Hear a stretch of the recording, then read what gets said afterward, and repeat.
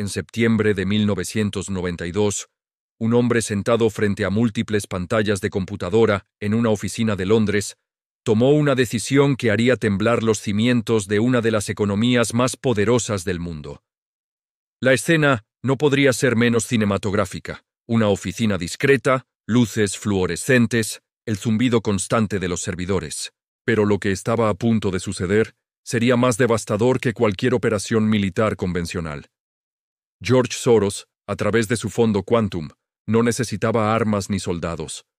Su arsenal eran contratos financieros. Sus municiones, miles de millones en apalancamiento. Su campo de batalla, los mercados de divisas globales. Un espacio virtual e invisible para el ciudadano común, pero mortíferamente real en sus consecuencias.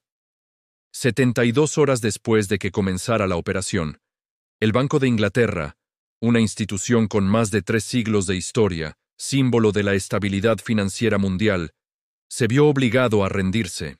La libra esterlina se desplomó. El gobierno británico perdió más de 3.500 millones de dólares de sus reservas internacionales en un intento desesperado por defender su moneda. Y Soros, en una sola jugada, ganó más de 1.000 millones de dólares. Pero esto no es solo la historia de un hombre audaz. Es la revelación aterradora de que, en nuestro mundo hiperconectado, la soberanía nacional es una ilusión, que el verdadero poder no reside en los parlamentos ni en los palacios presidenciales, sino en las salas de operaciones de los fondos de cobertura, en los algoritmos de alta frecuencia y en las mentes de un pequeño grupo de personas que han descifrado el código del sistema monetario global y cómo explotarlo despiadadamente.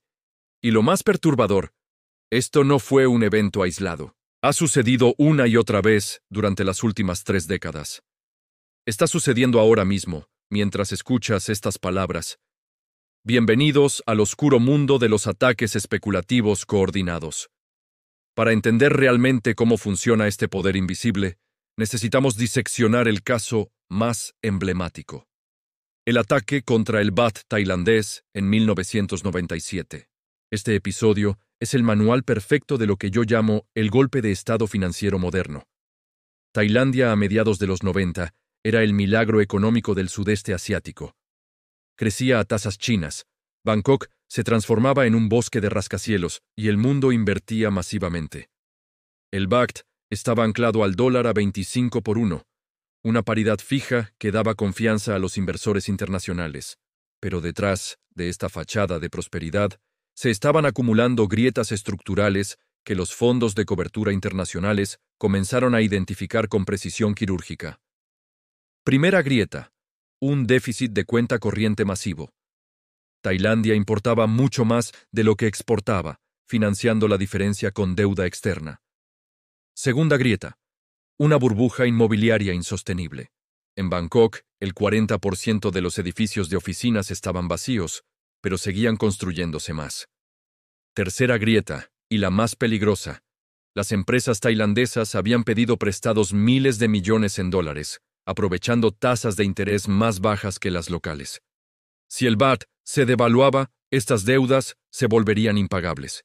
Pero había un cuarto elemento que los especuladores descubrieron y que sería la clave de todo. Las reservas del Banco de Tailandia, aunque aparentemente sólidas en los informes oficiales, estaban seriamente comprometidas en contratos a futuro. El Banco Central estaba, en términos financieros, vendido en corto de sí mismo. Los fondos liderados por Soros y otros como Julian Robertson, del Tiger Fund, vieron la oportunidad perfecta. Su estrategia fue diabólicamente simple en concepto, pero compleja en ejecución. Forzar al gobierno tailandés a abandonar la paridad fija, provocar una devaluación masiva del baht y ganar miles de millones apostando a que esto sucedería. Pero aquí viene la pregunta crucial: ¿cómo se vence a un banco central? ¿Cómo se derrota a una institución que puede imprimir su propia moneda y que teóricamente tiene recursos ilimitados? La respuesta está en 3 palabras: coordinación, psicología y tiempo. El ataque no comenzó con un gran estallido, sino con un goteo constante y calculado. A principios de 1997, los fondos de cobertura comenzaron a vender en corto el baht de manera sistemática. ¿Qué significa vender en corto una moneda? Es un concepto fundamental para entender todo esto. Imagina que pides prestados 1.000 millones de bahts a una tasa de interés baja.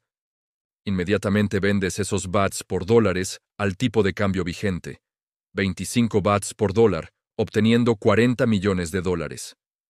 Ahora esperas.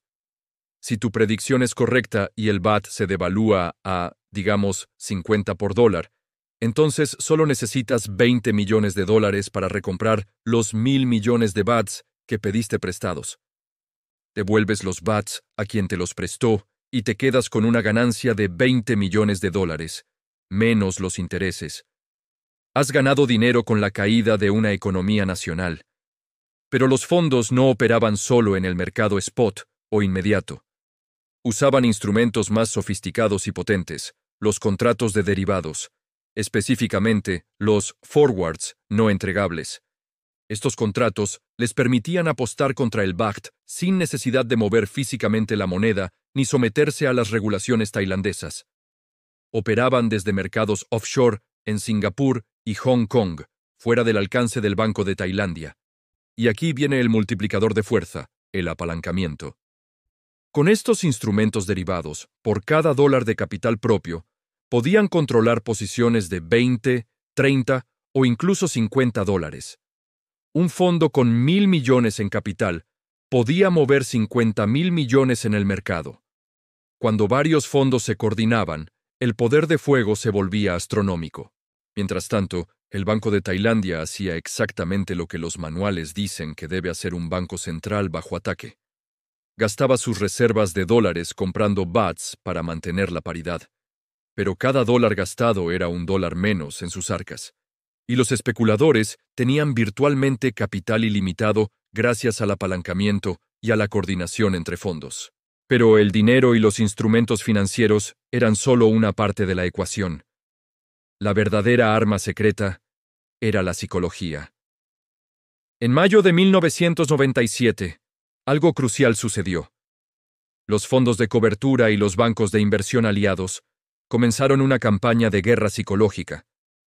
Analistas de prestigiosas firmas como Goldman Sachs y Morgan Stanley publicaron reportes alarmistas sobre Tailandia. Artículos en el Wall Street Journal y el Financial Times destacaban las debilidades estructurales del país. Los rumores sobre las reservas del Banco Central se esparcieron como pólvora. Esta no era información nueva. Los datos estaban disponibles para cualquiera que quisiera analizarlos. La diferencia era la narrativa. Los especuladores no estaban descubriendo una verdad oculta. Estaban construyendo una narrativa de inevitabilidad. Y en los mercados financieros, la percepción es más real que la realidad. Aquí es donde se activó el efecto dominó. Los inversores institucionales más conservadores, fondos de pensiones, compañías de seguros, comenzaron a asustarse. Las empresas tailandesas, con deuda en dólares, entraron en pánico y empezaron a comprar dólares masivamente para cubrir sus riesgos. Los ciudadanos comunes, viendo las noticias, comenzaron a retirar sus ahorros en bahts. Cada uno de estos actores, actuando de forma racional desde su perspectiva individual, estaba alimentando la profecía autocumplida. El Banco de Tailandia intentó contramedidas desesperadas. Elevó las tasas de interés al 25% para hacer atractivo mantener bahts. Prohibió a los bancos locales prestar bahts a especuladores, pero cada medida tenía un efecto secundario devastador. Las altas tasas estrangularon la economía real, y las prohibiciones simplemente empujaron las operaciones hacia mercados offshore fuera de su control. El 2 de julio de 1997, después de meses de resistencia y de gastar más de 30.000 millones de dólares en reservas, el Banco de Tailandia se rindió. Anunció que abandonaba la paridad fija. En horas, el baht cayó más del 20%. En las semanas siguientes, perdió más de la mitad de su valor. Las consecuencias humanas fueron catastróficas. Empresas quebraron masivamente. El desempleo se multiplicó por 4. Millones de tailandeses que habían salido de la pobreza durante el boom económico cayeron de vuelta en ella. el sistema bancario colapsó, y los fondos de cobertura obtuvieron ganancias estimadas entre 15.000 y 30.000 millones de dólares. Pero la historia no terminó ahí. De hecho, apenas comenzaba. Lo que sucedió después es quizás la parte más reveladora de toda esta historia. Los especuladores no se detuvieron en Tailandia. Habían descubierto una fórmula ganadora, y ahora la aplicarían sistemáticamente a otros países con características similares. Primero cayó Indonesia, luego Malasia, después Filipinas. Corea del Sur, la 11ª economía más grande del mundo en ese momento, fue la siguiente.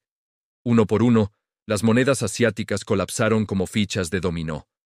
La llamada crisis del milagro asiático se extendió como un incendio forestal, destruyendo décadas de progreso económico en cuestión de meses.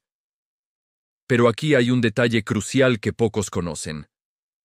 El ataque a Corea del Sur reveló hasta qué punto esta maquinaria especulativa podía desafiar a una economía avanzada.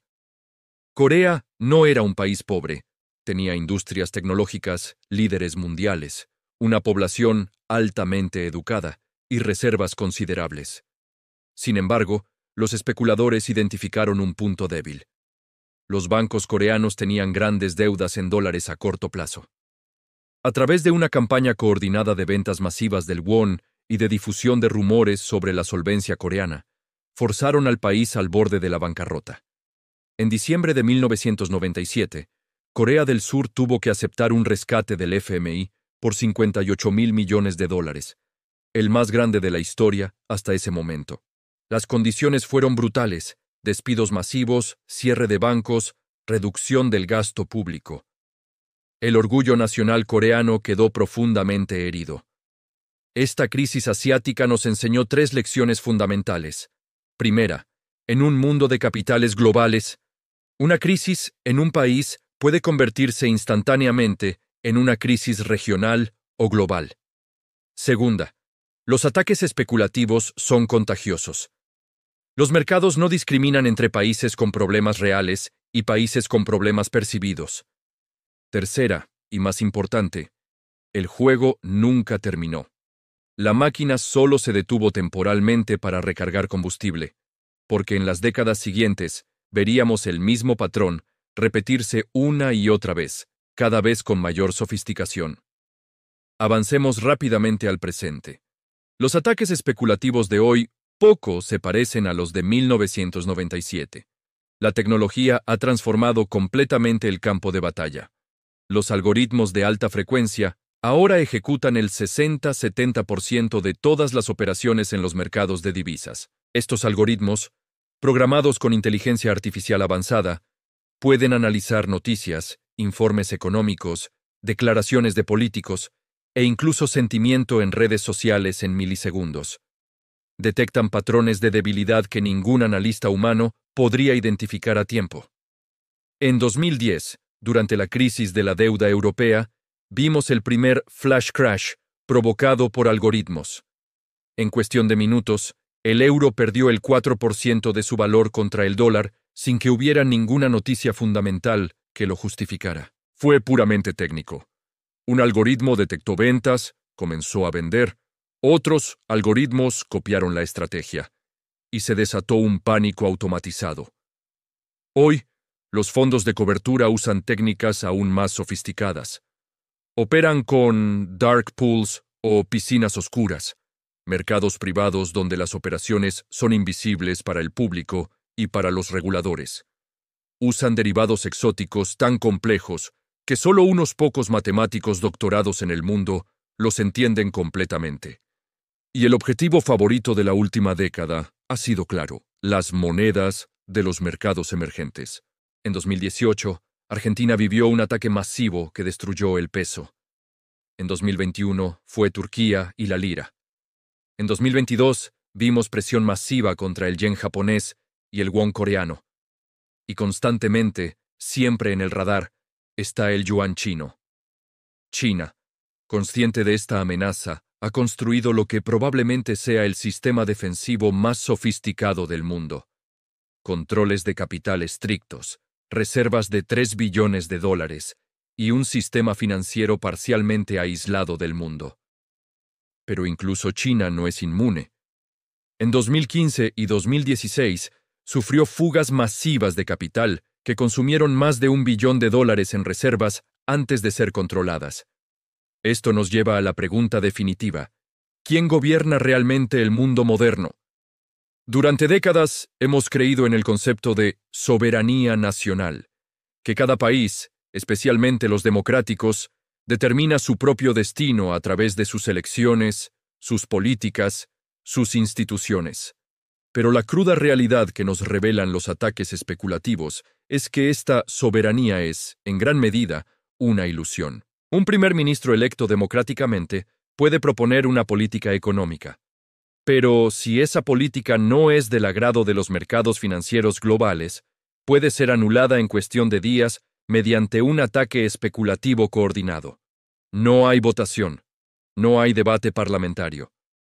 Solo flujos de capital masivos que dejan al país con una elección imposible: rendirse o enfrentar el colapso económico. Esto no significa que los especuladores sean omnipotentes, tampoco que sean necesariamente malvados. Desde su perspectiva, simplemente están haciendo su trabajo: identificar economías con desequilibrios y apostar en consecuencia. Pero el sistema que hemos creado les da un poder desproporcionado, sin contrapesos democráticos, sin transparencia, y con consecuencias que afectan a millones de personas inocentes. La pregunta que deberíamos hacernos como sociedad global es: ¿queremos vivir en un mundo donde el bienestar de naciones enteras puede ser determinado por las decisiones de unos pocos gestores de fondos en Nueva York, Londres o Hong Kong?